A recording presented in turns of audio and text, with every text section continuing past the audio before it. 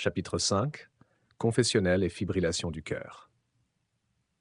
Les tensions dans sa relation avec Astrée, combinées à son isolement, poussent Hugo à une décision radicale. Publier un article confessionnel dans le journal qu'il gère encore à distance avec ses collègues. Il écrit un texte brut, dénonçant la superficialité des réseaux sociaux et avouant son propre dilemme intérieur entre son désir de se déconnecter et son besoin de validation. Après la publication de l'article, les réactions ne se font pas attendre. C'est le buzz.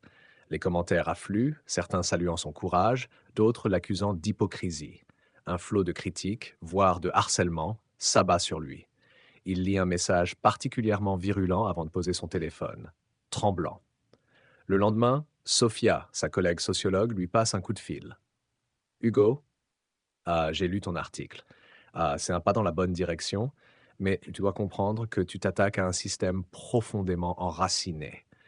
Les réseaux sociaux ne sont pas seulement un espace de communication, ils sont devenus un terrain de lutte pour le capital symbolique. Elle marque une pause. Hugo ne dit rien. Et elle reprend. Eux.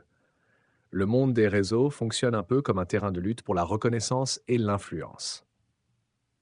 Les personnes qui y brillent accumulent une sorte de force et en te dressant contre ce système, tu deviens une cible pour ceux qui en profitent. Ils te voient comme une menace. C'est Bourdieu qui en parle, tu te souviens? Il explique que chaque espace social est un champ de bataille pour le pouvoir symbolique. Sur les réseaux et les médias, c'est pareil.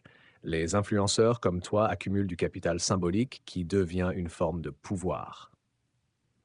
Quand tu dénonces ce système, tu t'exposes à ceux qui en dépendent. Ils te perçoivent comme une menace. Hugo, abattu, lui répond d'une voix faible. Oui, mais je pensais que cet article me libérerait. Au lieu de ça, je me sens encore plus piégé. C'est une illusion que beaucoup ont entretenue.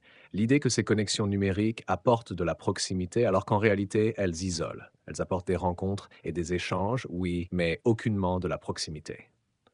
En sortant de ce monde, tu te confrontes à une forme de vide, car ce besoin de validation n'est plus comblé.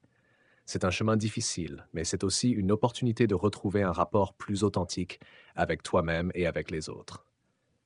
C'est normal que tu sois perdu, Hugo. Comme le dit Sherry Turkle dans Alone Together, nous avons créé ces pseudo-relations en ligne où nous sommes isolés malgré l'illusion de connexion. En quittant ce monde, tu affrontes un vide. C'est ce qui rend la transition si difficile et la dépendance plus forte. Sophia poursuit, plus doucement cette fois. Nicholas Carr aussi en parle dans The Shallows. Internet modifie notre façon de traiter l'information, nous rendant plus vulnérables aux distractions, aux gratifications immédiates. C'est une véritable bataille contre ta propre psyché. C'est pas facile. Les réseaux sociaux sont conçus pour nous isoler malgré l'illusion de connexion. En quittant ce monde, tu te confrontes à un vide en toi-même. Tourne-toi vers la réalité en adoptant son rythme, avec une attention active sur sa complexité et avec Astrée qui est bien placé pour t'aider. Allez, ça va aller, si tu te donnes du temps. Hugo hoche la tête même si Sophia ne peut le voir.